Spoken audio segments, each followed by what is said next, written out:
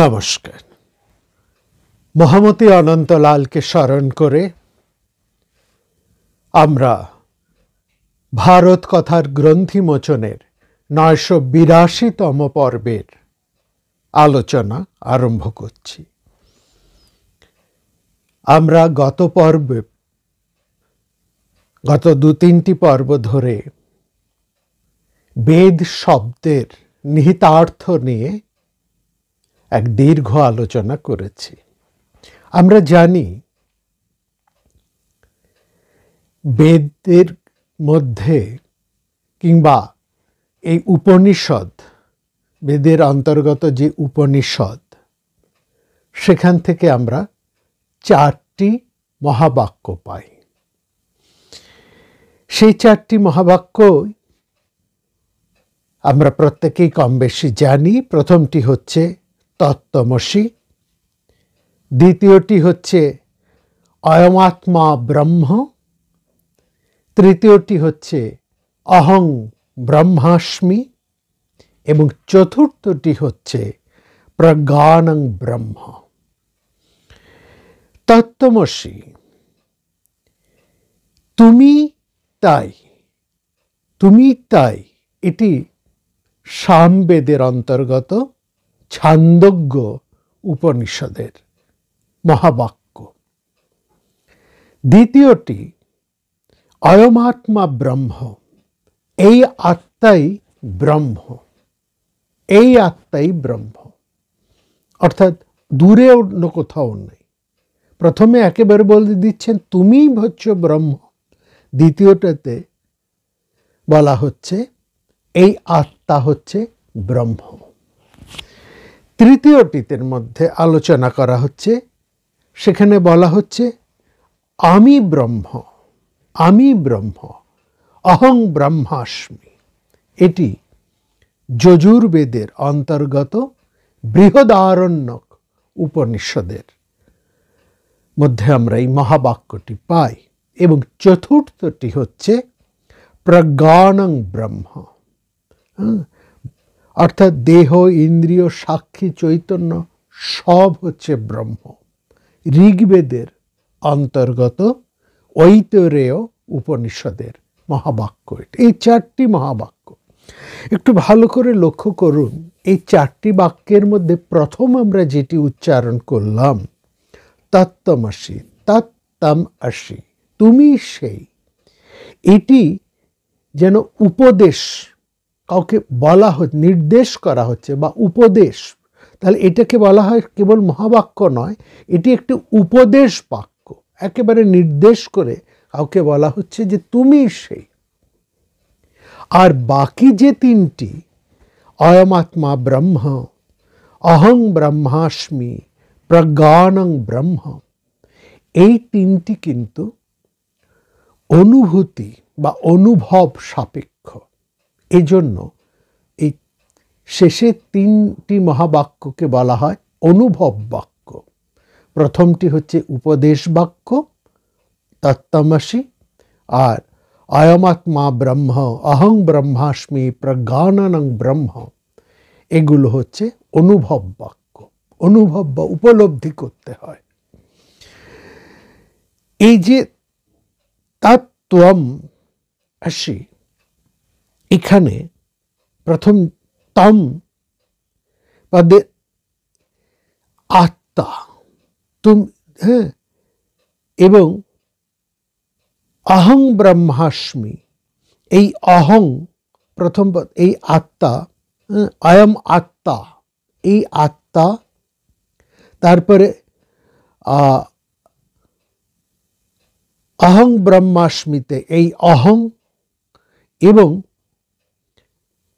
প্রজ্ঞানং ব্রহ্ম, এই ব্রহ্ম, অর্থাৎ ত্বম, আত্মা এবং ব্রহ্ম, এই যে ৩টি শব্দ আমরা ৩টি মহাবাক্যের মধ্যে পেলাম, এই সবগুলোই হচ্ছে জীব চেতনকে বোঝানো হচ্ছে।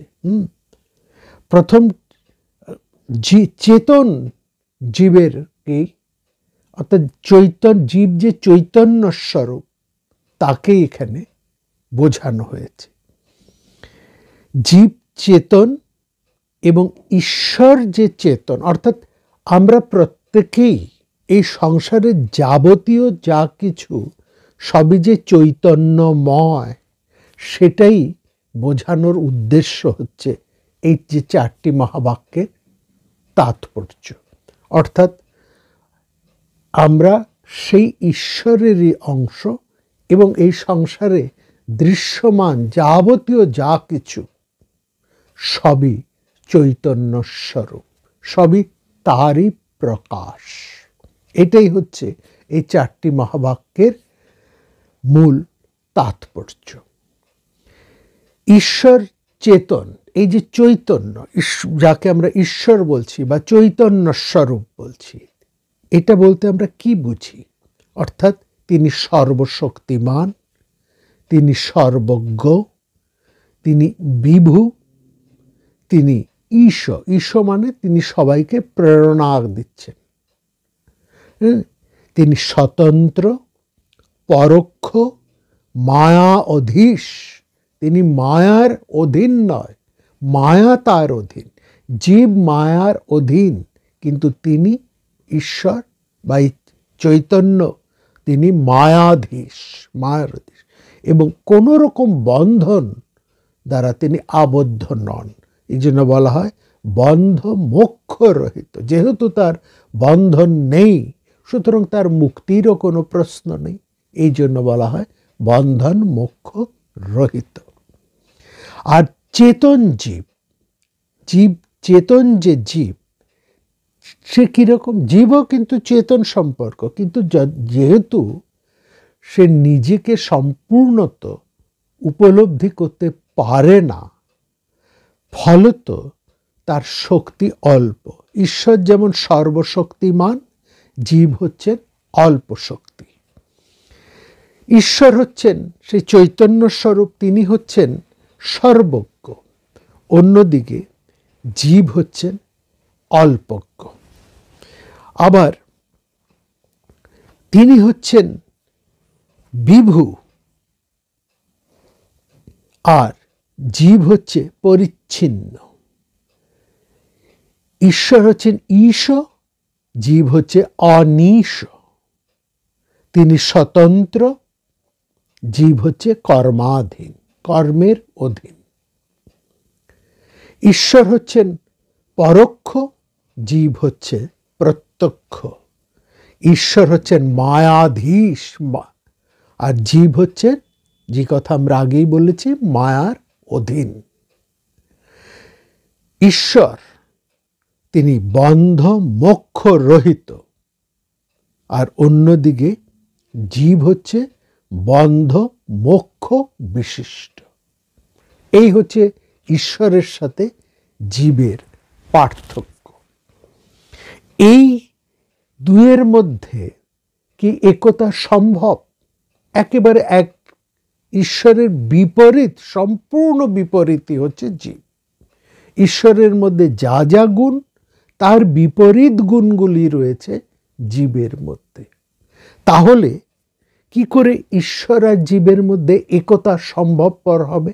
কি করে দুজনে মিলন হবে দোহে? কি করে তা সম্ভব? কিন্তু মহাবাক্য, এইখানেই মহাবাক্যর ইউনিক বা স্ট্রেংথ বা সত্য। তিনি বলছেন যে বিরোধিতাকে যদি ত্যাগ করে, দুই কিন্তু চেতনময়, ওই চেতন অংশ দিয়ে যদি আমরা ধরি, তাহলে দুইয়ের মধ্যে কিন্তু কোনো পার্থক্য নেই, সেখানেই একতা সম্ভব। অর্থাৎ ঈশ্বরও যেমন চেতন, জীবও চেতন। জীব যে চৈতন্য শক্তি, সেটা জীব মায়ার দ্বারা আবৃত বলে, মোহ মায়ার দ্বারা আবৃত বলে সে নিজের স্বরূপকে ভুলে থাকে, নিজের স্বরূপকে সে চিনতে পারে না। হ্যাঁ, সুতরাং অন্যায় এবং ব্যতিরেকে দুইয়ের মধ্যে যে এক মিলন সম্ভব, দুইয়ের মধ্যে যে একতা সম্ভব, এটা কিন্তু পরিষ্কার বলে বোঝানো হয়েছে। অর্থাৎ চেতন ভাগ গ্রহণ করলে দুইয়ের দুইজনই যে চৈতন্য সম্পন্ন, জীবও যে চৈতন্য অংশ ছাড়া আর কিছু নয়, এটা যে মুহূর্তে বুঝবে তখনই জীব আর ঈশ্বর এক হয়ে যাবে। আর সেটা না করলে এটা হচ্ছে অন্যায় ভাবে। আর ব্যতিরেকে এই জীব যে চেতন, এটা না বুঝতে পারলে এই একতা সম্ভবপর নয়। ঠিক আছে? এই জন্য এই যে ত্বম, এই যে শব্দটি ওখানে বলা হয়েছে না, যে ত্বম, তুমি তাই, হ্যাঁ, এর মধ্যে তুমি হচ্ছ তাই, তত্ত্বম, এই যে ত্বম শব্দটি, এইটার লক্ষ্য কি? লক্ষ্য হচ্ছে সেই শুদ্ধ চেতনকে। তৎ শব্দের অর্থও কিন্তু এই যে বলা হচ্ছে, হ্যাঁ, তৎ, তার লক্ষ্যও কিন্তু সেই শুদ্ধ চেতন। তিনিও শুদ্ধ চেতন, তুমিও শুদ্ধ চেতন সম্পন্ন। এইটা হচ্ছে পরিষ্কার এখানে বলানো হচ্ছে। এই শুদ্ধ চেতনার মধ্যে দিয়েই উভয়ের, জীব এবং ঈশ্বর, অর্থাৎ ঈশ্বর এবং জীবের একতা সম্ভব। দুই যে এক, এটা বোঝা সম্ভব। একতা সম্ভব মানে ঈশ্বর এবং জীব যে এক, এটা বোঝা সম্ভবপর হয়। এইখানে বলা হয়েছে খুব চমৎকারভাবে, আরেকটি কথা বলা হয় এখানে এই বিচারের ক্ষেত্রে। বলছে এটা কি করে সম্ভব হবে? বিচারের মাধ্যমে, পদার্থ পরিশোধন করে। বিচারের মাধ্যমে পদার্থ পরিশোধন। বেদান্ত শাস্ত্রের মধ্যে এই কথাটা খুব গুরুত্বপূর্ণভাবে আলোচিত হয়েছে। পদার্থ পরিশোধন কি? পদার্থ পরিশোধন কিসের ভাবে, কি দিয়ে শোধন করতে হবে? শোধন মানে ধোয়া, পরিষ্কার করা, মার্জনা করা। কি করে এর মালিন্য, অর্থাৎ এই মোহকে, এই আসক্তিকে কি দিয়ে পরিশোধন করা যাবে? সেখানে প্রথমেই বলা হচ্ছে বিবেক, বৈরাগ্য, ষট সম্পত্তি। এই ষট সম্পত্তির কথা আমরা আলোচনা করেছি খুব বিস্তৃতভাবে। আমরা সেই সুম্যরশ্মি, ব্রাহ্মণ সুম্যরশ্মি এবং কপিল, মহর্ষি কপিল এবং সুম্যরশ্মি সংবাদের মধ্যে সেই ষট পদার্থের কথা আমরা আলোচনা করছি। কি সেই ষট পদার্থ বা ষট সম্পত্তি? কি ষট সম্পত্তি? সেগুলো কি জিনিস? সেটা হচ্ছে ঐশ্বর্য, বীর্য, শ্রী, যশ, জ্ঞান এবং বৈরাগ্য। এই হচ্ছে একজন পুরুষের 6টা সম্পত্তি। টাকা পয়সা, ধন দৌলত, ক্ষমতা, এগুলো সম্পত্তি নয়। সম্পত্তি হচ্ছে ঐশ্বর্য, বীর্য, শ্রী, যশ, জ্ঞান এবং বৈরাগ্য। ঠিক আছে? তাহলে এই ষট সম্পত্তি, তাহলে বিবেক, বৈরাগ্য, এই ষট সম্পত্তির কথা বলা হলো। কি দিয়ে পরিশোধন করা হবে? আমরা পদার্থকে পরিশোধন করছি। এই দেহ, এই ইন্দ্রিয়, এই সব কিছুকেই কিন্তু পদার্থ হিসেবে ধরা হয়েছে। মন, এসবই হচ্ছে পদার্থ। একে শোধন করবে। কিভাবে শোধন করবে? কিসের দ্বারা শোধন করা হবে? What is that detergent? কি ডিটারজেন্ট দিয়ে একে শোধন করা হবে? বলছে বিবেক, বৈরাগ্য, ষট সম্পত্তি দিয়ে। মুমুক্ষতা, মুক্তির ইচ্ছা। আমি বদ্ধ হয়ে আছি, আমি এর থেকে মুক্তি চাই। এই মুমুক্ষতাটা খুব গুরুত্বপূর্ণ। আসলে মুমুক্ষতাটা তারই হয় যে বোঝে যে সে বদ্ধ আছে। আর যে বোঝে যে সে বদ্ধ নেই, সে দিব্যি আছে, তার মুমুক্ষতার জন্মায় না। খুব চমৎকার উদাহরণ আছে। ওই যে উপমার রাজা শ্রীরামকৃষ্ণ, তিনি বলছেন যে জেলে পুকুরে জাল ফেলেছে, কিছু বড় বড় শক্তিশালী মাছ তারা ঝাঁপ দিয়ে জালের বাইরে বেরিয়ে গেল। ঠাকুর এদেরকে বলছেন মুক্ত জীব। আর বাদ বাকি রয়েছে কিছু বদ্ধ জীব, যারা ছটফট ছটফট করছে ওর থেকে বেরোবার জন্য। তারা বুঝতে পারছে আটকা পড়ছে, কিন্তু তাদের বেরোবার একটা ইচ্ছে আছে। আবার এর মধ্যে লেখাগুলো আবার কিছু মাছ তারা ওই জালটাকে মুখে নিয়ে কাদার মধ্যে দিব্যি ঢুকে ভাবছে আমরা দিব্যি আছি, জেলে আমাদেরকে দেখতে পাবে না। এই যে শেষের দু ধরনের মাছের কথা বলা হলো, যে মাছগুলো জালের মধ্যে থেকে বেরোবার জন্য ছটপট ছটপট করছে, তাদের একটা মুক্তির ইচ্ছে এসেছে, তারা বুঝেছে যে তারা বদ্ধ আছে, এর থেকে তাদের মুক্তির প্রয়োজন। এরা হচ্ছে মুমুক্ষ। আর যে মাছগুলো মুখে ওই জালটা নিয়ে কাদার ভেতরে ঢুকে ভাবছি আমরা দিব্যি আছি, জেলে আমাদের ধরতে পারবে না, তারা হচ্ছে অতি ঘোর বদ্ধজীব। তাদের মুক্তির ইচ্ছেই জাগে না, অর্থাৎ তারা যে বদ্ধ, তারা যে একটা যন্ত্রণার মধ্যে রয়েছে, এটা তারা বুঝতেই পারছে না। এই যে না বোঝা আর বোঝা, এ দুইয়ের মধ্যে কিন্তু বিপুল ফারাক, বিশাল বিরাট ফারাক।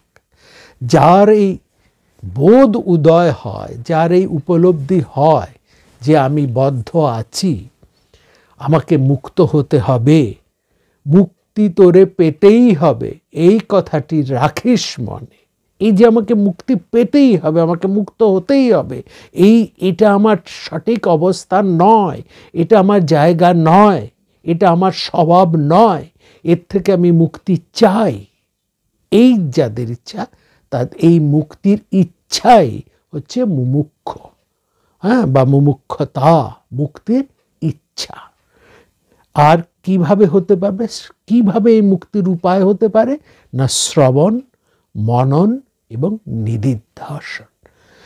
আর পদার্থ পরিশোধন, পদার্থ পরিশোধন, এই পদার্থ পরিশোধন, এই কথাটায় আমরা আসছি। এই আটটা হচ্ছে অন্তরঙ্গ সাধন, যার মাধ্যমে মানুষকে নিয়ে শোধিত হতে পারে, পরিশ্রুত হতে পারে। পদার্থ পরিশোধন ব্যাপারটা কীরকম, খুব চমৎকার দুটি উদাহরণ বলা হয়, দেওয়া হচ্ছে এখানে, বেদান্ত শাস্ত্রের মধ্যেই দেওয়া হচ্ছে। একটি হচ্ছে পরমহংস। পরমহংসের ব্যাপার, হাঁস যেমন দুধে আর জলে মিশিয়ে দিলে জল থেকে দুধকে আলাদা করে দিতে পারে, এই যে জল এবং দুধের মধ্যে থেকে যে জল থেকে দুধকে আলাদা করে দুধটা নেয়, সেরকম এই হচ্ছে পদার্থকে পরিশোধন।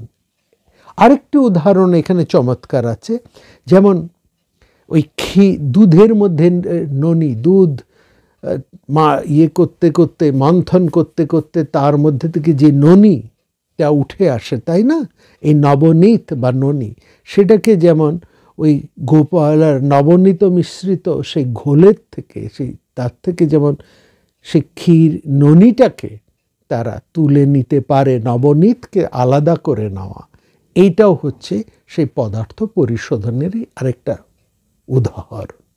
অর্থাৎ এই সংসারের মধ্যে থেকে অসারকে বাদ দিয়ে সারটাকে তুলে নেওয়া, এইটা হচ্ছে পদার্থ পরিশোধন।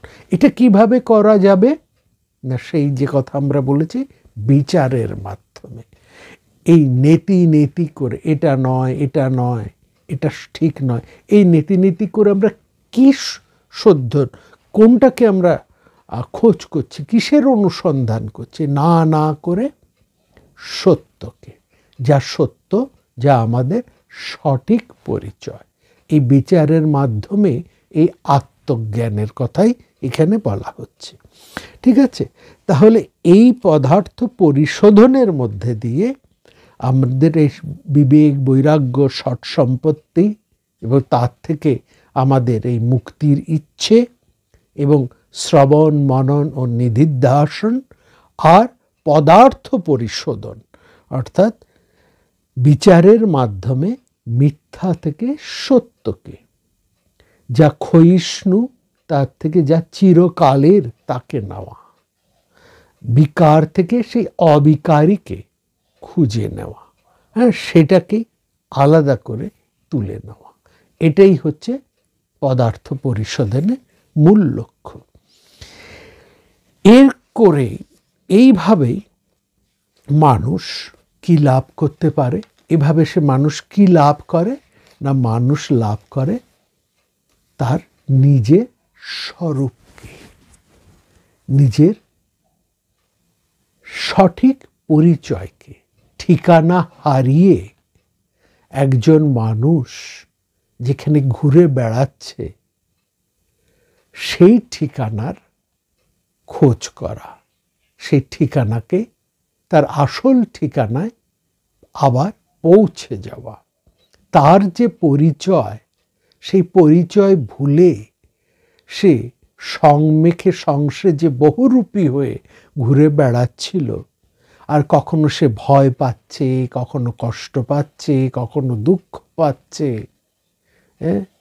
এইটা যে তার একেবারে কাম্য নয়, একেবারে যে সে এইসবের দ্বারা কোনোভাবেই আক্রান্ত হতে পারে না। সে যে অমৃত, সে যে নিত্য মুক্ত শুদ্ধ, তার কোনো ভয় নেই, তার কোনো ক্ষয় নেই। এই যে তার সত্যিকারের পরিচয়, এই পরিচয়টাকে ফিরে পাওয়া, এই জন্যেই এই সব কিছুর আয়োজন। এবং সেখানে আমরা দেখলাম এই চারটি মহাবাক্যই কিন্তু আমাদেরকে সেই কথারই নির্দেশ করে দিচ্ছে। প্রথমেই বলছেন তুমি সেই একেবারে, এবং যেই মাত্র এটা আমরা শুনলাম তুমি সেই, তারপরে আমাদের সেই অনুসন্ধান আরম্ভ হলো। তার থেকে আমরা বুঝলাম এই আত্মাই হচ্ছে ব্রহ্ম। অর্থাৎ নিজেকে সে যখন জানছে তখনই সে ব্রহ্ম হয়ে যাচ্ছে। ব্রহ্ম শব্দের অর্থ হচ্ছে বিরাট, ব্যাপক, সর্বব্যাপী যিনি, সেই একজন মানুষও কিন্তু তাই হয়ে যাচ্ছে। সেও সর্বব্যাপী হয়ে যাচ্ছে, সেও ব্রহ্মতত্ত্ব, সেও সেই ব্রহ্মের সাযুজ্য লাভ করে সেই নিজেই স্বয়ং ব্রহ্ম হয়ে যাচ্ছে। তার সাথে ব্রহ্মের আর কোনো ফারাক নেই। এইটা অনুভূতি সাপেক্ষ। এবং সেই অনুভূতি যখন তার 16 আনার উপর 18 আনা হয়, ঠাকুরের ভাষায় 16 আনার উপর 18 আনা যখন তার সেই অনুভূতি, অর্থাৎ সেই যখন পাকা হয়, সেই পাকা আমি, কাঁচা আমির থেকে সে যখন পাকা আমিতে পৌঁছয়, তখনই সে বোঝে, কি বোঝে না, অহং ব্রহ্মাস্মি, আমি ব্রহ্ম। তখনই সে এটাকে অনুভব করে। আয়ামাত্মা ব্রহ্ম কিংবা অহং ব্রহ্মাস্মি। এবং শুধু তাই নয়, সে দেখে এই সংসারের সব কিছু, নিজে এবং সংসারে যাবতীয় দৃশ্য পরিদৃশ্যমান যাবতীয় যা কিছু, সবই হচ্ছে সেই চৈতন্যময় সত্তা। এই বাকি তিনটেকে, এই জন্যে এই তিনটেকে বলা হচ্ছে অনুভূতি বা অনুভব বাক্য, যে একজন মানুষ উপলব্ধি করতে পারেন। এবং এই উপলব্ধি কিভাবে হয় সে তার কথাও আমরা একটু শুনলাম। মহাভারতে শান্তি পর্বে এই অনুভব নিয়েই কিন্তু একটি ছোট্ট অথচ খুবই জ্ঞানগর্ভ এটি কাহিনী বা সংবাদ সেখানে রয়েছে। এই কারণ এখানে একটা প্রশ্ন আসছে, এই যে এই কথাগুলো আমরা কিন্তু কম বেশি সবাই জানি, আমরা সবাই জানি, শুনতে শুনতে এতদিন ধরে আমরা এটা শুনেছি, এবং আমরা মুখে মুখে সবাই খুব বলে বেড়াই যে আমি সে ব্রহ্ম, অহমাত্মা ব্রহ্ম। আমরা বুঝি অহং ব্রহ্মাস্মি, কিংবা আমরা এও জানি তত্ত্বমসি, এইসব আমরা জানি। কিন্তু জানলেও এগুলো আমাদের সব মুখস্থ। যদি আমাদেরকে জিজ্ঞেস করা হয় চারটি মহাবাক্য কি, ফড়ফড় করে আমরা বলে দিতে পারবো। এর সূত্র কোথায় কোথায় আছে, কোন বেদে আছে, কোন উপনিষদে আছে, তাও আমরা বলতে পারবো। আমরা যে ব্যাখ্যা করলাম তার থেকেও ভালো ব্যাখ্যা আরও অনেকেই দিয়ে দিতে পারবেন, আরও অনেকেই করতে পারবেন। কিন্তু মজাটা হলো এগুলো সবকটাই হচ্ছে আমাদের মুখস্থ বিদ্যা, অন্তস্থ, অর্থাৎ আমাদের এটা অনুভূতি হয়নি, এটা আমাদের অনুভব হয়নি বা উপলব্ধি হয়নি। যে মুহূর্তে এগুলো আমাদের উপলব্ধি হবে, ঠিকভাবে আমরা বুঝবো, যেদিন আমরা এটা বুঝবো সেদিন আমাদের আর কোনো ব্যাখ্যার প্রয়োজন নেই, সেদিন আর আমাদের কিছু বোঝানোর প্রয়োজন নেই। সেখানে আমরা কি হয়ে যাব? সবাই শান্ত হয়ে যাব, চুপ হয়ে যাব, আর একটিও কোনো শব্দ করব না। কারণ সমস্ত কথা সব বিরাম লাভ করে সেই ব্রহ্মের কাছে। একটা কথা আমরা সবাই জানি, এই জগৎ শব্দময়, তাই না? আমরা এই কথা সবাই জানি, অনেকবার আমরা এই বিষয় নিয়ে আলোচনা করেছি। এই জগৎ হচ্ছে শব্দময়। এই শব্দের আশ্রয় কোথায়? না আকাশে। এই যে বিপুল শব্দের তরঙ্গ উঠছে, এর আশ্রয় কোথায়? বলছে আকাশে। কিন্তু আকাশের দিকে তাকিয়ে দেখুন, আকাশ কেমন প্রশান্ত। তার মধ্যে মাঝে মাঝে নানা ধরনের মেঘ আসে, ঝঞ্ঝা আসে, বিদ্যুৎ চমকায়, ভয়ঙ্কর প্রলয়ঙ্কর ঝড় তুফান কত কি ওঠে, বৃষ্টি নামে, সূর্যের আলো ওঠে, আলোকে আলোকময় করে দেয়, আবার আলো মেঘে ঢেকে থাকে। যেমন এখন বেশ কয়েকদিন ধরে এতটুকু সূর্যের আমরা দেখা পাচ্ছি না। হ্যাঁ, আকাশ একদম মেঘে একেবারে একটা সূর্য যেন কোথায় হারিয়েই গেছে, তার মুখদর্শন হচ্ছে না। কিন্তু এর তো সবই নিচের দিকে। আমরা যদি এর উপরে উঠে যাই তাহলে দেখব আকাশ কিন্তু প্রশান্ত। আরেকটা উদাহরণ দিই, আমরা প্লেনে করে যখন যাই, হাওয়াই জাহাজ, সেই প্লেনে করে আমরা যখন যাই, নিচের দিকে যখন থেকে উঠি, তখন আমরা নিচে দেখি বাড়ি ঘর, নদী নালা, রাস্তাঘাট, এগুলো কেমন যেন আস্তে আস্তে ছোট হতে থাকে। আমরা যেন মেঘের খুব কাছাকাছি এসে যাই। এক সময় আমাদের সেই প্লেন মেঘের মধ্যে দিয়ে চলতে চলতে হঠাৎ আমরা তারপরে দেখি আমরা মেঘের ওপরে উঠে গেছি। ওই বাড়ি ঘর, এই নদী নালা আর কিচ্ছু দেখা যায় না। শুধু নিচের দিকে তাকিয়ে থাকলে কিছু কিছু মেঘ আমরা দেখতে পাই। সেই মেঘগুলো নিচে আছে, তারও পরে এই মেঘও আর দেখা যায় না। আমরা চলছি কি চলছি না, যাচ্ছি কি যাচ্ছি না, কিছুই আমরা বুঝতে পারি না। এই একটা শুধু শব্দ মাঝে মাঝে আমাদের কানে আসে। উন্নত যে সমস্ত বায়ুপথ প্লেনগুলো রয়েছে, তাতে এই শব্দ পর্যন্ত ভেতরে আসে না। একটা শান্ত নীরব, এবং সেখানে বসে আমরা বুঝতে পারি না সত্যি কি যাতে করে যাচ্ছে এটা এগোচ্ছে না এক জায়গায় দাঁড়িয়ে আছে। এবং যখন সেই জানালা দিয়ে, সেই প্লেনের জানলা দিয়ে আমরা যদি বাইরে তাকাই, তখন দেখি সেই মহা আকাশ, বিশাল আকাশ, তার আদি অন্ত নেই। যত উপরে ওঠা যায়, যত উপরে ওঠা যায়, তার কোনো শেষ নেই। কিন্তু সবই বড় প্রশান্ত। এত যে ঝড় ঝাপটা, ঝড় ঝঞ্ঝা, বৃষ্টি সব নিচে, উপরে একেবারে শান্ত সমাহিত। আবার আমরা যখন নিচে নেমে আসি, তখন আবার সেই শব্দ তরঙ্গ, চিৎকার চেঁচামেচি, ঝড় ঝাপটা, বৃষ্টি। আমরা হয়তো নেমে শুনলাম যে আমরা আসার আগে ভয়ঙ্কর প্রলয় ঝড় হয়ে গেছে, তুফান উঠেছে, কিন্তু তার এতটুকু আমরা টের পাইনি।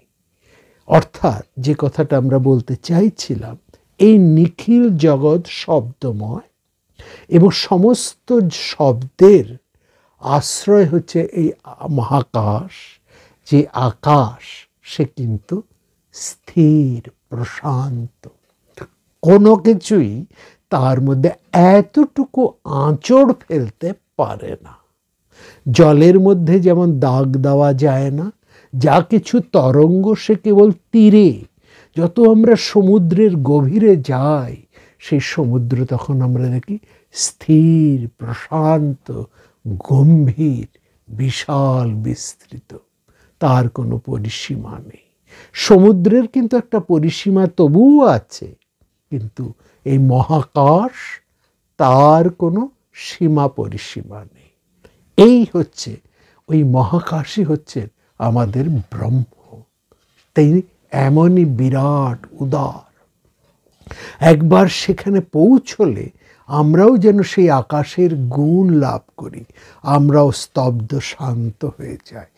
যা কিছু চেঁচামেচি ঝঞ্ঝা সবই হচ্ছে নিচের দিকে।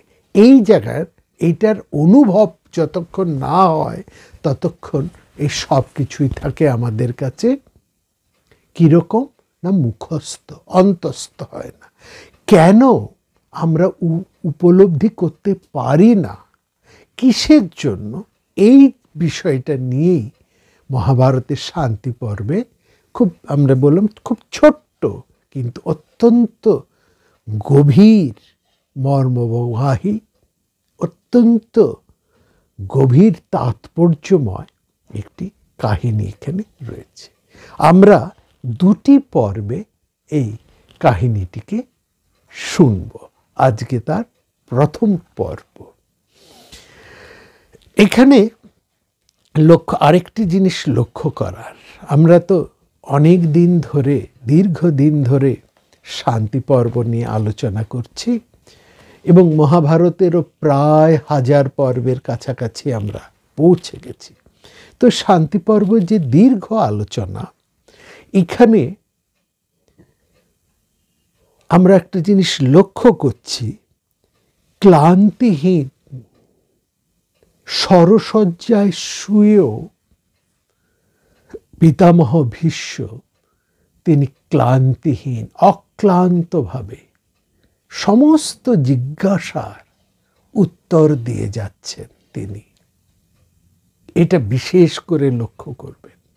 এই সরসজ্জায় শায়িত অথচ অক্লান্ত, কোনো রকম ক্লান্তির চিহ্ন তার মধ্যে এতটুকু নেই। এই যে এরকমভাবে একটা চিত্র আমাদের সামনে মহাভারত উপস্থাপন করছেন, এটা কিন্তু বোঝা বিশেষ তাৎপর্যময়। এটা যদি আমরা না বুঝি তাহলে শান্তি পর্বের প্রায় কিছুই আমরা বুঝব না। শান্তি পর্ব আরম্ভ হচ্ছে ঠিক এইরকমই একটা চিত্র থেকে, তাই না? ভালো করে লক্ষ্য করেছেন? সেখানে এতদিন যে আমরা আলোচনা করছি, যিনি বলছেন পিতামহ ভীষ্ম, তার পরিচয় আমরা পেয়েছি। তিনি শ্রেষ্ঠ জ্ঞানী এবং এই সংসারের সমস্ত দায়ভার, কর্তব্যভার তিনি পালন করেছেন। কেবল তিনি জ্ঞানী মাত্র নয়, সমস্ত রকম বিদ্যা তিনি জানেন। শুধু জানেন না, জানেন বললে কম বলা হলো, প্রত্যেকটি বিদ্যার প্রয়োগও তিনি জানেন। আর তিনি একজন বিরাট কর্মী। এই সংসারে তিনি যতদিন বেঁচে আছেন তিনি কাজ করে চলেছেন, কর্ম করে চলেছেন। তিনি একজন ক্ষত্রিয় পুরুষ, তার ক্ষত্র ধর্ম অক্ষরে অক্ষরে তিনি পালন করেছেন। যে কোনো ক্ষত্রিয়, তার সমকালীন যে কোনো ক্ষত্র পুরুষের চেয়ে তার কর্তব্য কর্ম অত্যন্ত বিশাল এবং অনবদ্য, নিখুঁত। নিখুঁত কেন বলছি, কেন অনবদ্য বলছি না, তিনি এই যে দীর্ঘকাল ধরে এই হস্তিনাপুরকে শাসন করে চলেছেন, প্রতিপালন করে চলেছেন এবং এই বিরাট ভরত বংশকে তিনি যে দুহাত দিয়ে, বুক দিয়ে আগলে রেখেছেন, এই সবটাই তিনি করেছেন কিন্তু নিষ্কাম ভাবে। গীতার যে নিষ্কাম, মহাভারতের দর্শন বলা হয় গীতাকে। মহাভারত হচ্ছে গীতার প্র্যাকটিক্যাল এক্সাম্পল, আর তার তত্ত্বটা হচ্ছে ভগবদ গীতা। এই জন্য মহাভারতের মধ্যে ভগবদ গীতা ছাড়াও আমরা আরও 23টা গীতার পরিচয় পাই, যার অধিকাংশই রয়েছে এই শান্তি পর্বে। আমরা এক একটি গীতার নিয়ে আলোচনার মধ্যে যা পেয়েছি আমরা আলোচনা করেছি। তো এই যে ভগবদ গীতা এবং 23টি অন্যান্য গীতা হচ্ছে এই ভগবদ গীতারই অনুসারী, অর্থাৎ তার সেই ভগবদ গীতার বক্তব্যকেই আরও বিশদ করে এক একটি অংশকে আরও বিশদভাবে পরিস্ফুট করেছে। তো সেই ভগবদ গীতার মূল নির্যাস হচ্ছে ত্যাগ বা নিষ্কাম কর্ম। নিষ্কাম কর্মের মধ্যে দিয়ে ত্যাগের ভাবনা, এটাই হচ্ছে ভগবদ গীতার মূল বক্তব্য। এবং একজন সংসারী মানুষও তিনি এই সংসারে থেকে মোক্ষ লাভ করতে পারেন কিভাবে? না নিষ্কাম কর্মের মধ্যে দিয়ে। কর্মের মাধ্যমেই তিনি সেই মোক্ষ বা মুক্তি লাভ করতে পারেন। তিনিও সেই ব্রহ্ম সাযুজ্য বা এই যে অয়মাত্মা ব্রহ্ম, অহম ব্রহ্মাস্মি, এই স্তরে তিনি পৌঁছে যেতে পারেন নিষ্কাম কর্মের। এবং লক্ষণীয়, পিতামহ ভীষ্ম তার মতো বড় নিষ্কাম যোগী পুরুষ কিন্তু আর একজনও নেই। তিনি শ্রেষ্ঠ, এই জন্য ভীষ্মকে বলা হয় শ্রেষ্ঠ যোগী। এখানে আমরা বলছেন তিনি কিভাবে রয়েছেন? তিনি রয়েছেন সরসজ্জায়। বলছে এই পৃথিবী, এই সরসজ্জার একটা তাৎপর্য রয়েছে। এমন একজন জ্ঞানী মানুষ যিনি নিষ্কাম কর্মযোগী, তিনি শায়িত আছেন যুদ্ধক্ষেত্রে সরসজ্জায়। এই যুদ্ধক্ষেত্রটা হচ্ছে আমাদের সংসারের ভূমি। এই সংসার ভূমিতে আমরা প্রত্যেক মুহূর্তে নানাভাবে দগ্ধ হচ্ছি, নানাভাবে আমরা ব্যথা বেদনা অনুভব করছি, বেদনা পাই মনে। সব সময় আমরা ব্যথা পাচ্ছি, দুঃখ পাচ্ছি, যন্ত্রণা পাচ্ছি। এই যন্ত্রণাই হচ্ছে সরসজ্জা। কিন্তু লক্ষ্য করুন, একজন নিষ্কাম পুরুষ, একজন জ্ঞানী পুরুষ, তিনি এই সরসজ্জায় শুয়েও তিনি কি প্রশান্ত। এতটুকু তার মধ্যে কোনো বিকার নেই। তিনি এই সমস্ত যন্ত্রণাবোধের ঊর্ধ্বে যেন পৌঁছে গেছেন। কোনো সাংসারিক যন্ত্রণাই তাকে আর কষ্ট দিতে পারছে না। অর্থাৎ তার এই যন্ত্রণা বোধটাই যেন লুপ্ত হয়ে গিয়েছে। ঠিক আছে, এই হচ্ছে তাৎপর্য। কি করে এটা হতে পারে, একজন পুরুষ এটা কিভাবে লাভ করতে পারে, সেটাও যেন আজকের যে সংবাদ নিয়ে আমরা আলোচনা করব তারই এক অন্যতম বিষয়। এবং এখানে এই যে অক্লান্ত ভীষ্ম, তার কাছে মহারাজ যুধিষ্ঠির তিনি যে প্রশ্ন করছেন, এই প্রশ্নটা যেন আমাদেরই এক চিরন্তনী শাশ্বত প্রশ্ন। কি বলছেন? আমরা যেন সার্থক শিষ্যের পরিপ্রশ্ন যে জ্ঞান প্রবুদ্ধ গুরুরূপী মানব দেহের যাবতীয় রোগ যন্ত্রণার উপশম ঘটিয়ে দিতে পারে, মহামতি ভীষ্মকে যদি আমরা এইভাবে না দেখতাম, মহাভারত যদি এভাবে আমাদের কাছে তা উপস্থাপন না করতাম, তাহলে আমরা এর তাৎপর্য বা গুরুত্ব কোনোটাই বুঝতে পারতাম না। সেদিক থেকে মহাভারত এই শান্তি পর্বের মধ্যে একজন জ্ঞানী পুরুষ, একজন নিষ্কাম পুরুষকে এইভাবে সরসজ্জায় শায়িত করে অক্লান্তভাবে তিনি আমাদের সমস্ত প্রশ্নের উত্তর দিয়ে যাচ্ছেন। অথচ তার মধ্যে কি প্রশান্তি, এক আনন্দময় পুরুষ তিনি। তো সেখানে আমরা দেখছি আমরা সাধারণ মানুষ, তা আমরা কেমন না ইন্দ্রিয় পরিচ্ছিন্ন, আমরা সবই এই দেহ সর্বস্ব। ক্ষীণ ক্লিষ্ট শরীরের ক্লেশের অভিব্যক্তি ছাড়া আমাদের কাছে আর বড় কিছু নয়, তাই না? কিন্তু এটা লক্ষ্য করার, জ্ঞান যেখানে শরীরকে আবৃত করে সমুজ্জ্বল, শারীরিক কোনো ক্লেশ যে ক্লেশ রূপে মানব সত্তাকে কাতর করতে পারে না, মহাসংযমী এই পিতামহ বিশ্বকে দেখলেই আমরা যেন সেটা খানিকটা বুঝতে পারি। কেবল মহামতি ভীষ্ম নয়, আমাদের এই সংসারে এমন অনেক জ্ঞান তপস্বীরা আছেন বা ছিলেন, আমরা তাদেরকে প্রত্যক্ষ করেছি, যারা এই শারীরিক দুঃখ, সাংসারিক যন্ত্রণা একে উপেক্ষা করে, এমনকি মৃত্যু পর্যন্ত, তাদের পুত্র সন্তানের মৃত্যু ঘটেছে, সেখানেও তারা কিন্তু তাকে তাদের এই শোক, এই যন্ত্রণা, তাদের জ্ঞানচর্চার স্পৃহাকে, জ্ঞানচর্চার আনন্দকে এতটুকু ক্ষুণ্ণ করতে পারেনি। আমরা সেসব কাহিনী আগেও অনেক আলোচনা করেছি, পরে আমরা আসব।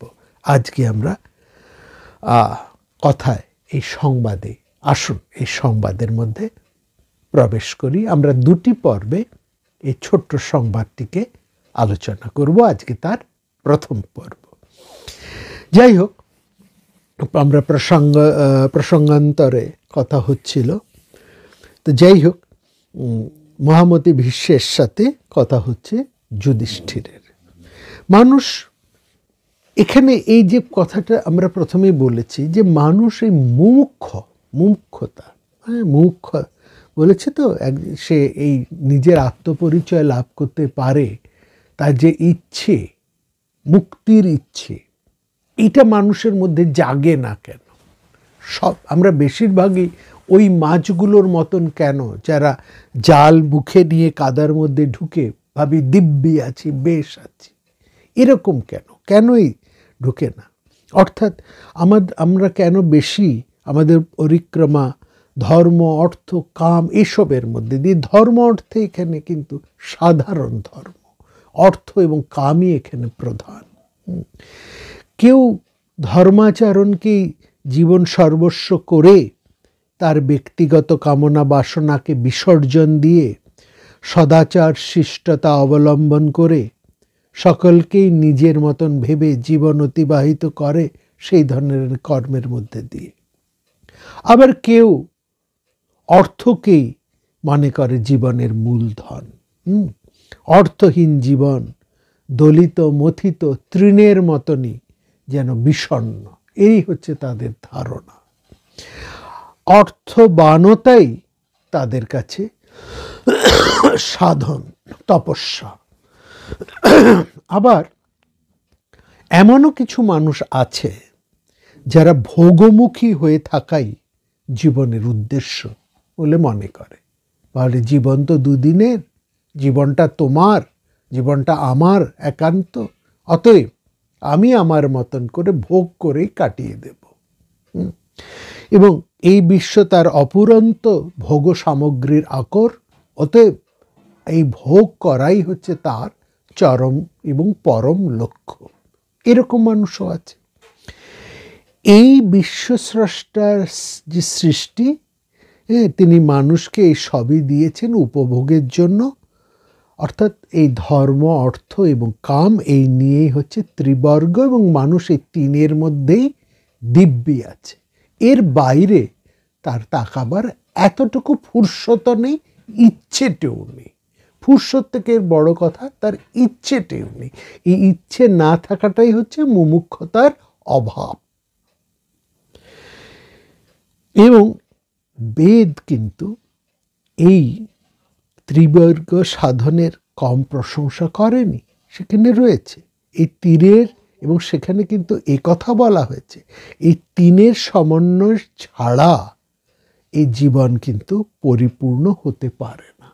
এই তিনটেকে সমানভাবে সমএব সেভ্য, যা এক হি আসক্ত সাহি জঘন্য, সেই জঘন্য যে একটার মধ্যে মাত্রাতিরিক্ত আসক্ত হয়ে পড়ে। এবং সেখানে এক প্রশ্ন জেগেছে মহামতি যুধিষ্ঠিরের মধ্যে, মহারাজ যুধিষ্ঠিরের মধ্যে, যে এই সংসার তো বড় বড় বিচিত্র হে, কি বিচিত্র এই বিশ্ব, আর এই প্রকৃত মানুষও ততোধিক বিচিত্র। এবং তিনিও যেন নিজে নিজে মনে মনে অনুভব করছেন এই স্বাতন্ত্র্য, যার সঙ্গে অনেক ক্ষেত্রেই মিল নেই তার অন্য চার ভাইদের। তার মধ্যে যে একটা স্বাতন্ত্র্য রয়েছে, তার সাথে বাকি চার ভাইয়ের কোনো মিল নেই। তাই তার সংশয় জাগে যে ওই বাকি চার ভাইরা যা বলছে সেটাই ঠিক, না তিনি যে পথ বেছে নিয়েছেন সেটা ঠিক। এই প্রশ্ন তার মধ্যে কিন্তু বারবার উঠেছে, এবং সেই জন্য তিনি বারবার ধর্ম নিয়ে, সত্য নিয়ে প্রশ্ন করে চলেছেন। সেই জন্য তিনি জিজ্ঞেস করছেন পিতামহকে যে কস্য লাভ বিশিষ্ট অত্র তন্মে ব্রূহি পিতামহ। ধর্ম অর্থঞ্চ কামঞ্চ বেদা সংসন্তি ভারত, কস্য লাভ বিশিষ্ট অত্র তন্মে ব্রূহি পিতামহ। বেদ তো ধর্ম অর্থ কামকে পুরুষার্থ বলছে, এবং এবার আপনি আমাকে দয়া করে বলুন এই তিনটের মধ্যে কোনটাকে অধিক, কোনটাকে বেশি পেলে মানুষ সত্যি সত্যি লাভবান হবে, কোনটার লাভ বেশি? মানে এই তিনের মধ্যে কোনটাকে লাভ করলে, কোনটাকে স্থিরচিত্তে গ্রহণ করলে একজন মানুষ শ্রেয় লাভ করবে? তিনি একেবারে যেন নিজের হিসেবে জিজ্ঞেস করছে এই তিনের মধ্যে কোনটাকে বেশি করে পেলে আমার স্থিরচিত্তে, এই তিন ধর্ম অর্থ কামের মধ্যে কোনটাকে স্থিরচিত্তে গ্রহণ করলে আমার শ্রেয় লাভ হবে, আমার অভ্যুদয় হবে। কস্য লাভ বিশিষ্ট অত্র, এই বিশিষ্ট মানে কোনটা লাভ করলে আমার শ্রেয় হবে, কোনটা লাভ করলে আমার অভ্যুদয় হবে। তন্মে ব্রূহি পিতামহ। ভীষ্ম বললেন যুধিষ্ঠির, তখন তিনি একটি কাহিনী বললেন। আসলে মানুষ কিন্তু লক্ষ্য করবেন, প্রত্যেক মানুষ কিন্তু আসলে অভ্যুদয় চায়, ভালো, সে চায় যে সবচাইতে ভালোটা যেন সে পায়, সবচাইতে ভালোটা আমি যেন পাই, এটা সব মানুষের আকাঙ্ক্ষা।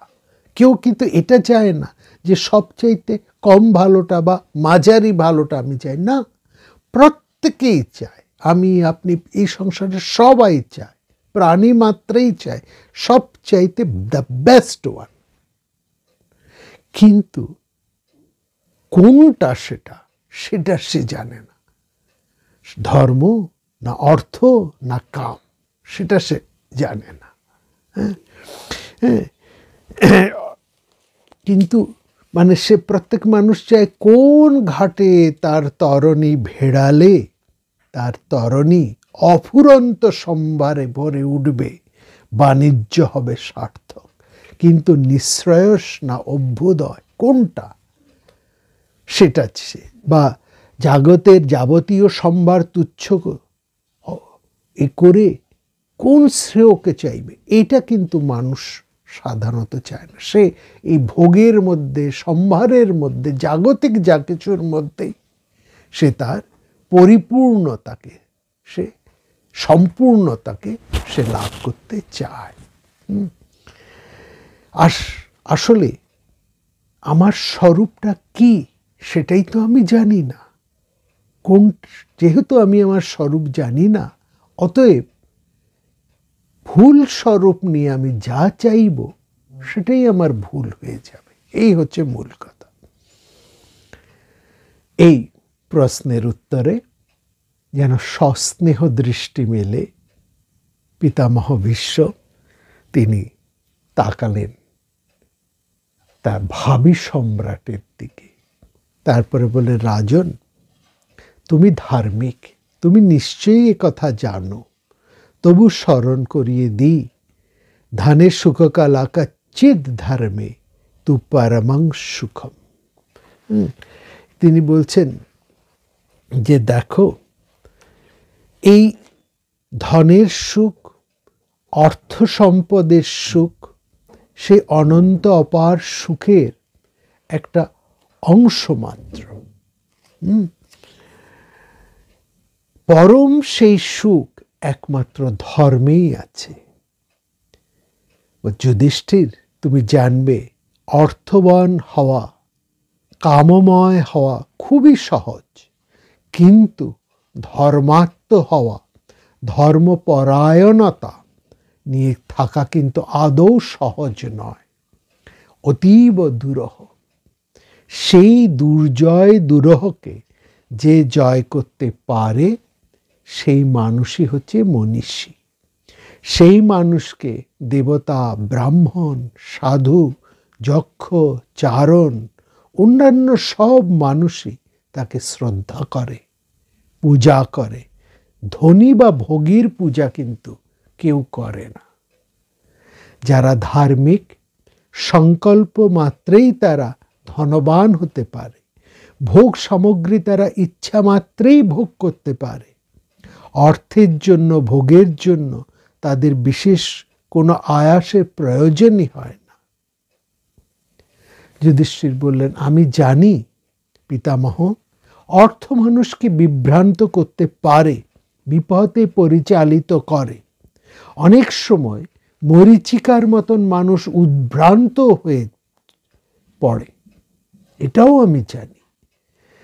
ধর্ম কিন্তু মানুষকে কখনো বিশ্বাসঘাতকতা করে না, যা অর্থ বা কাম করে।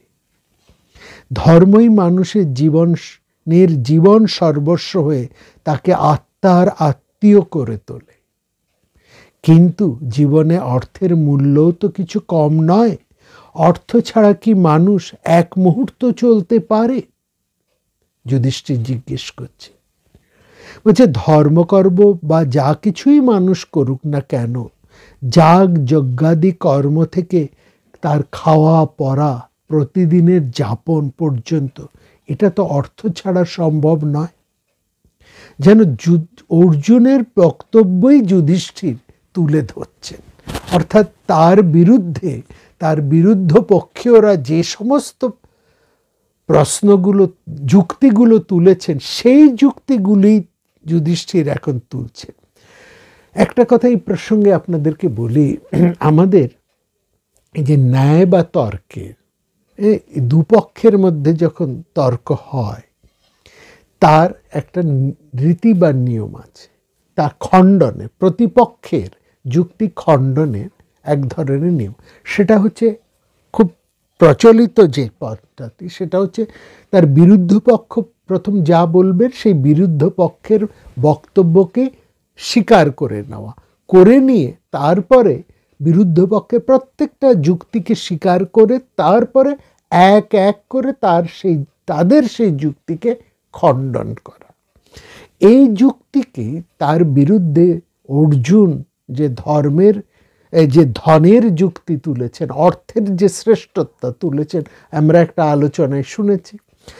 ভীম যে ভোগের, কামের যে প্রশস্তি তার কাছে যুক্তি তুলে ধরেছেন, সেই কথাই যেন, সেই যুক্তিগুলোকেই যেন যুধিষ্ঠির স্বীকার করে নিয়ে তারই কথা ভীষ্মের কাছে তুলে সেই যুক্তিগুলোরই খণ্ডন বাক্য, বা তিনি কিভাবে তাদেরকে খণ্ডন করে শ্রেষ্ঠত্ব লাভ করবে সেটাই তিনি চাই।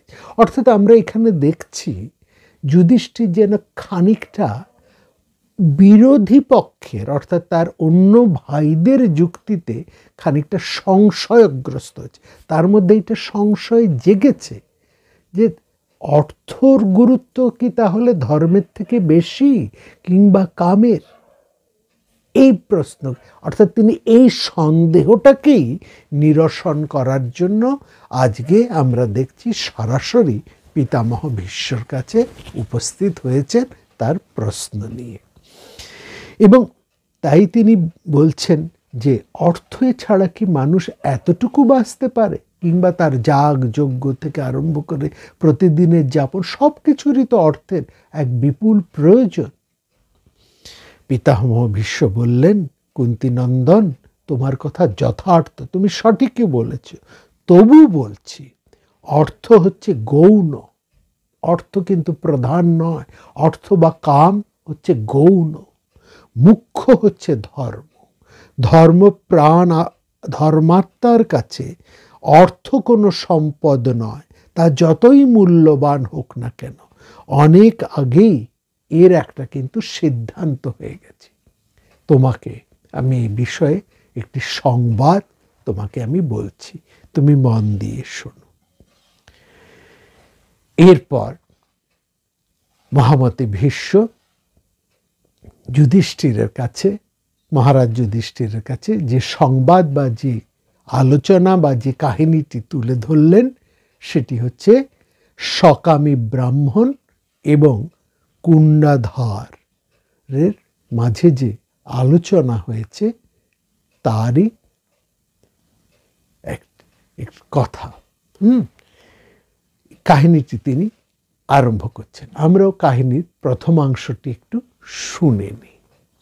বলছে, অনেক দিন আগের কথা, বহুকাল আগের কথা। এক ব্রাহ্মণ, তিনি ছিলেন সহায়, সম্বলহীন, নির্ধন। তার দিন কোনো মতে চলে, কখনো ঠিক মতন চলে না, যদিও বা চলে সেটা কোনো মতে চলে। তার দারিদ্র্যে তিনি নিষ্পেষিত, ইচ্ছে জাগে কত কিছু করার, কিন্তু অর্থের অভাবে তিনি কিছুই করে উঠতে পারেন না।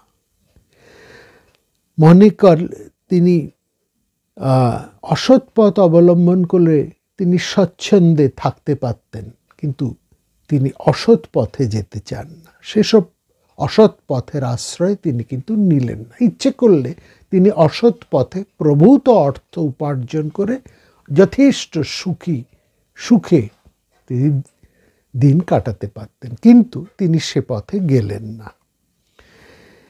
নির্বিবাদে যাতে তিনি যাগযজ্ঞ করতে পারেন, তার জন্য তিনি এক দীর্ঘ তপস্যা, কঠিন তপস্যা আরম্ভ করলেন। কিন্তু সেই তার তপস্যায় তার কোনো ফল লাভ হলো না। অর্থাৎ সেই তপস্যায় ফলদানকারী দেবতারা কিন্তু তার উপর এখনো তেমন প্রসন্ন হলেন না। তিনি নির্ধনই থেকে গেলেন। শেষে মনে মনে সেই ব্রাহ্মণ স্থির করলেন, তার সাধনা যতই কঠিন হোক না কেন, তপস্যা যতই দুশ্চর হোক না কেন, দেবতার অনুগ্রহ তাকে লাভ করতেই হবে। অর্থাৎ তিনি সকাম তপস্বী। তার যা তপস্যা, তার পেছনে রয়েছে তার এক কামনা। কি কামনা? না অর্থ লাভ। দেবতাকে প্রসন্ন করে তিনি প্রভূত অর্থ লাভ করতে চান। এই হচ্ছে তার সাধনার বা তপস্যার উদ্দেশ্য। এবং তার জন্য তিনি অত্যন্ত কষ্টকর সাধনা, দুশ্চর তপস্যা করতেও রাজি। এবং তিনি জানেন যে কোনোভাবেই সেই ধনদ দেবতাকে প্রসন্ন করতে হবে, যার কৃপায় তার কোনো অর্থাভাব থাকবে না। নিঃসন্দেহে সবসময় তার জন্য তিনি অর্থবান হয়ে তার নিজের কাজকর্ম করতে, অর্থাৎ তিনি সম্পদের, অর্থের অভিলাষী। এই অর্থের অভিলাষের থেকে তার সাধনা তপস্যা আরম্ভ হলো। কিছুদিন এমন কঠিন সাধনা তিনি যখন করে চলেছেন, সেই সময় হঠাৎ তার সামনে আবির্ভূত হলেন শ্যামবর্ণ সৌম্যকান্তি এক দিব্য পুরুষ। ভক্তিভরে সেই ব্রাহ্মণ জিজ্ঞেস করলেন, কে আপনি? কি আপনার পরিচয়? সেই দিব্য পুরুষ বললেন, আমি কুণ্ডধার মেঘ, দেব অনুচর। পরিচয় পেয়ে ব্রাহ্মণ খুব উৎফুল্ল হয়ে উঠলেন। আরে আমি তো এমনই চেয়েছি, এমনই একজনকে চেয়েছি, সেই মানুষ আজকে আমার সামনে উপস্থিত হয়েছেন, স্বয়ং এসে উপস্থিত হয়েছেন। তিনি মনে মনে খুব প্রসন্ন হয়ে উঠলেন। তিনি ভারী উৎফুল্ল হয়ে উঠলেন। তিনি শুনেছেন এই সমস্ত দেব অনুচর যারা যারা এই দেবতাদের অনুচর, তাদের অসাধ্য বলে কিছু নেই। তাই সেই ব্রাহ্মণ তিনি যথাসাধ্য পূজা অর্চনায় সেই উপস্থিত সৌম্যকান্তি দিব্য পুরুষের তিনি খুব সেবা করলেন, তার অভ্যর্থনা করলেন, তার আতিথেয়তা করলেন। ব্রাহ্মণের সেই নিষ্ঠা, ভক্তি, সততা প্রীত করল কুণ্ডধার মেঘকে। তিনি মনে মনে স্থির করলেন যে ব্রাহ্মণের জন্য এমন কিছু করতে হবে যাতে কোনো কিছুর অভাব যেন তিনি জীবনে অনুভব না করেন। অর্থাৎ তার জীবন থেকে অভাবটাকেই মুছে দিতে হবে, এটা তিনি মনে মনে স্থির করলেন। কিন্তু ব্রাহ্মণের মানসিক অভিলাষের বিষয়টি তিনি যখন জানতে পারলেন, তখন তিনি কিন্তু নিজের যে অভিপ্রায় সেটি গোপন রেখে উপদেশে শুধু বললেন, যেন ব্রাহ্মণ যারা মদ্যপ, যারা চোর, যারা ব্রত নিয়েও ব্রত পালন করে না, কৃতঘ্ন, এ সংসারে তাদের কিন্তু নিষ্কৃতি নেই, কোনো প্রায়শ্চিত্তই তাদের জন্য নেই, মহাপাপের ফল তাদের ভোগ করতেই হবে। জানবে আশাই হচ্ছে অধর্মের মূল, আশাই মানুষকে শেষ করে ফেলে। সে একজন মানুষ যখন এই সবের আশা করে তখনই কিন্তু সে নিজেরকে শেষ করে ফেলে। আশার পুত্র হলো অধর্ম, অসূয়া ঈর্ষার পুত্র হলো ক্রোধ, আর সটতার পুত্র হলো লোভ। কি চমৎকার কথা, তাই না? আশার থেকে আমরা এটা করলে ওটা পাবো, এই যে আশা, এই আশা, ওটা আমাকে থেকে আমরা মানুষ অধর্মের দিকে ঢলে পড়ে। অসূয়া আর ঈর্ষা মানুষের মনে যে থাকে, তার থেকে তার পরিণাম হচ্ছে ক্রোধ। সটতার থেকে মানুষের অন্তরে জন্মায় লোভ। আর কৃতজ্ঞতা এমনই, এতটাই সে হীন যে সন্তান লাভের যোগ্যতাও তার নেই। যে কৃতজ্ঞ, তার থেকে অধম নীচ এই সংসারে আর কিছু নেই। মেঘকুণ্ডাধারের এইসব কথাগুলো যেন দিব্যবাণীর মতন ব্রাহ্মণের কানে এসে তার বুকের মধ্যে এসে বাজল। সে বলে, বাহ, কি চমৎকার কথা এনে তিনি বলছেন। তার ভক্তি ভাব আরো সুদৃঢ় হয়ে উঠল। দিব্যানুচর এর মধ্যে কখন যে অন্তর্হিত হয়ে গেছেন, কোথায় যে তিনি আবার চলে গেছেন, তা তিনি টেরও পেলেন না। ইতিমধ্যে দিন শেষ হয়ে রাত অন্ধকার নেমে এসেছে।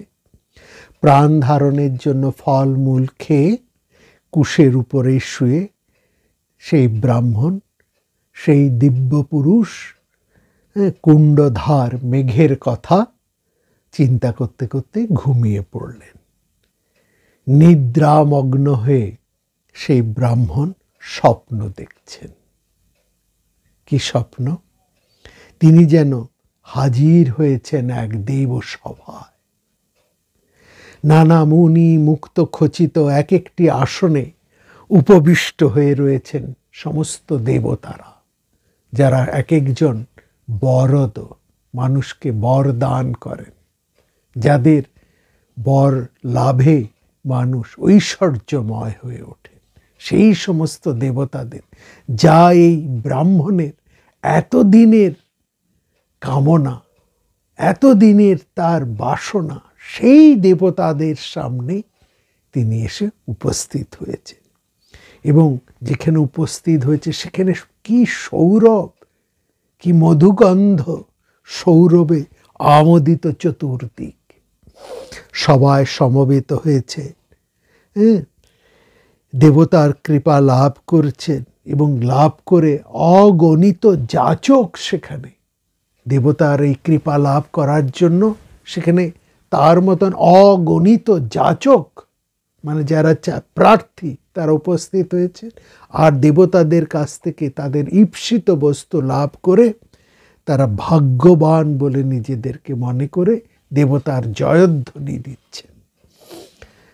যক্ষরাজ সেখানে সেই ব্রাহ্মণ দেখলেন যক্ষরাজ মণিভদ্রকে, তিনি যক্ষদের রাজা।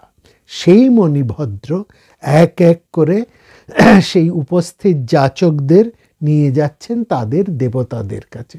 যার যা প্রার্থনা সেই প্রার্থনা পরিপূরণ করবেন যে দেবতা, সেই দেবতার কাছে সেই মণিভদ্র সেই এক এক করে এক একজন যাচককে তাদের কাছে নিয়ে যাচ্ছেন। হ্যাঁ, পেশ করছেন তাদের আর্জি, তাদের আর্জি শুনছেন দেবতারা, তারপর তাদের নির্দেশ দেখছেন সেই যাচকদের কর্মধারা, সেটা খতিয়ে দেখে শুভ কর্ম কম বেশি অনুসারে দেবতারা তাদেরকে কাউকে ঐশ্বর্য দিচ্ছেন, কাউকে রাজ ঐশ্বর্য দিয়ে রাজা করে দিচ্ছেন, কাউকে সম্রাট করে দিচ্ছেন, কাউকে দিচ্ছেন যথেষ্ট ধন সম্পত্তি করে, কাউকে অর্থবান করে দিচ্ছেন, কাউকে রাজা করছেন, কাউকে ধনী করছেন, কাউকে সৃষ্টি করছেন। ব্রাহ্মণ এইসব দাঁড়িয়ে দাঁড়িয়ে এক কোণে সব দেখে যাচ্ছে। তিনি দেখলেন সৎকর্মের পুরস্কার স্বরূপ রাজা যাদের ধন দিয়েছেন, আবার সেগুলো কারো কাছ থেকে তিনি রাজ দেবতারা কেড়ে কাউকে আবার নিঃস্বও করে দিচ্ছেন। এটাও তিনি দেখলেন। দেখতে দেখতে সমগ্র ব্যাপারটা যেন তার কাছে কি একটা অদ্ভুত বিস্ময় লাগছে। এমন সময় তিনি দেখলেন সেই কুণ্ডাধার, যিনি তার কাছে এসেছিলেন কুণ্ডধার, সেই কুণ্ডধার দেব অনুচর, তাকে দেখতে পেলেন সেই ব্রাহ্মণ। সেই কুণ্ডধারকে দেখতে পেয়ে সেই যক্ষরাজ মণিভদ্র এবার কুণ্ডধারকে জিজ্ঞেস করলেন। সেই কুণ্ডধার যখন দেবতাদের সামনে গিয়ে ভক্তিভরে প্রণাম করলেন, তখন সেই মণিভদ্র সেই কুণ্ডধারকে জিজ্ঞেস করলেন, কি ব্যাপার কুণ্ডধার, মর্তলোক থেকে হঠাৎ কি মনে করে তুমি এখানে এসেছো? তোমার কি বাসনা, কি প্রয়োজন তোমার? কুণ্ডধার দেবতাদের উদ্দেশ্য করে যক্ষরাজ মণিভদ্রকে বললেন, আমার ব্যক্তিগত কোনো বাসনা নিয়ে আমি এখানে আসিনি। আমি এসেছি দেবতাদের কাছে, এই আমার ব্রাহ্মণ, তার জন্যে, এই ব্রাহ্মণের জন্য আমি উপস্থিত হয়েছি। এই বলে সেই ব্রাহ্মণের দিকে সেই যক্ষরাজ মণিভদ্রের দৃষ্টি আকর্ষণ করলেন মেঘকুণ্ডধার। কে এই ব্রাহ্মণ? জিজ্ঞাসা করলেন মণিভদ্র। আমার ভক্ত, নির্ধন, নিষ্কঞ্চন, কিন্তু বড় সৎ মানুষ। দেবগণ, দেবতারা যদি আমার উপর প্রসন্ন হন, হে যক্ষরাজ, তাহলে এই ব্রাহ্মণের জন্য আমি এমন একটি অনুগ্রহ কামনা করব যাতে ভবিষ্যতে ব্রাহ্মণ কিছু সুখ লাভ করতে পারে। যক্ষরাজ এবার তাকালেন দেবতাদের দিকে, তারপর সস্নেহে তিনি কুণ্ডধারকে বললেন, তোমার মঙ্গল হোক কুণ্ডধার। এই ব্রাহ্মণ তোমার কি কামনা করে, কি তার চাই, কি তার প্রার্থনা? ধন, যদি সে ধন সম্পত্তি চায় অবশ্যই দেওয়া হবে। কত ধন সম্পত্তি ওর চায় বলো, আমি দিয়ে দিচ্ছি। দেবতারা নির্দেশ দিলে তার বেশিও সে পেতে পারে, আমি আরো বেশি দিতে পারি।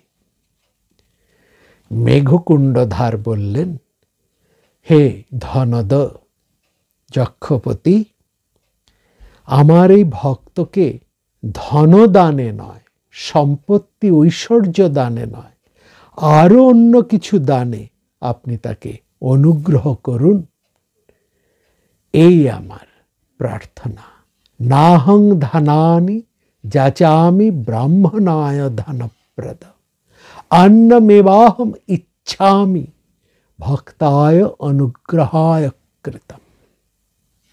বলছেন, আমি এই ব্রাহ্মণের জন্য সাংসারিক কোনো ধন সম্পত্তি ঐশ্বর্য প্রার্থনা করি না, কিন্তু অন্য কোনো ধন, অন্য কোনো সম্পত্তি আপনার যদি অনুগ্রহ হয়, তাহলে আমি সেটাই প্রার্থনা করি। এই ভক্ত ব্রাহ্মণ রত্নপুর বা পৃথিবী কিংবা বিশাল রত্ন, এই ব্রাহ্মণের জন্য, আমার এই ভক্ত ব্রাহ্মণের জন্য আমি এই রত্নপূর্ণা পৃথিবী কিংবা বিশাল রত্ন রাশি আমি প্রার্থনা করি না।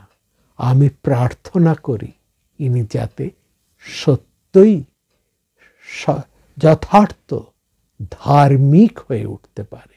পৃথিবীং আর রত্নপূর্ণাং বা মহত্বা রত্ন সঞ্চয়ম ভক্তা নাহমিচ্ছামি ভাবে দেশ তু ধার্মিক।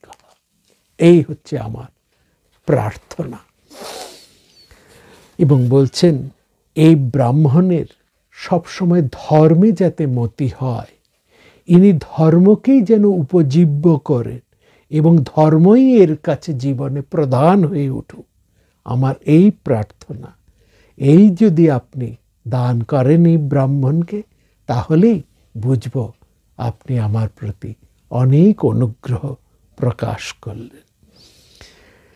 ধর্মে অন্নং রমতা ধর্মে বৃদ্ধিঞ্চ পজাবতু ধর্ম প্রধান ভবতু মামেশ অনুগ্রহ মত।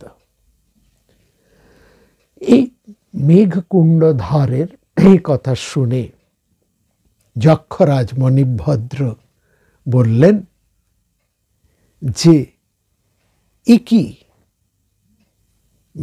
তুমি এই প্রার্থনা করছো? তথাস্তু, আমি তাকে এই দান করছি। এই কথা শুনে এই ব্রাহ্মণের যেন ঘুমটা ভেঙে গেল। সে বলে, এ কি, আমি সেই দেবতাদের দেখা পেলাম, আমার বন্ধু, তার সৌজন্যে তারা আমাকে এত ধন সম্পত্তি দিতে চাইল, আর এ কি চাইল না, এই ধন সম্পত্তি কিচ্ছু না, সে আমার কার জন্য প্রার্থনা করলো ধর্ম। এই ব্রাহ্মণ, তিনি তার এই বন্ধু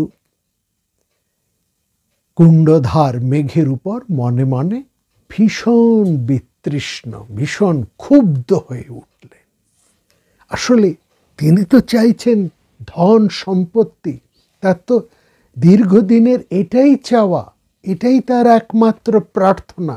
সেই সুযোগ হাতের কাছে এসেও এ কি হলো, তার বন্ধু তার কাছ থেকে সব কেড়ে নিয়ে, যেখানে প্রার্থনা করার এই ধন সম্পত্তি যেখানে দেবতারা তাকে দিতে চাইছেন, আর সেখানে তার বন্ধু তার কাছে ধন সম্পত্তি কিছুই না, কেবলমাত্র ধর্ম প্রার্থনা করলেন।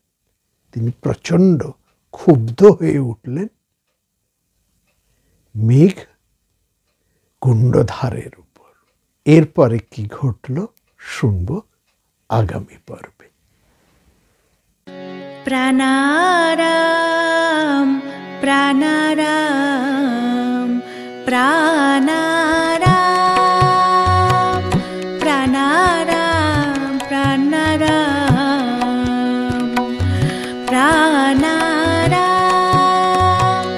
কি যেন লুকানো নামে তাই মিষ্ট এত তব নাম। প্রাণারাম প্রাণারাম প্রাণারাম প্রাণারাম প্রাণারাম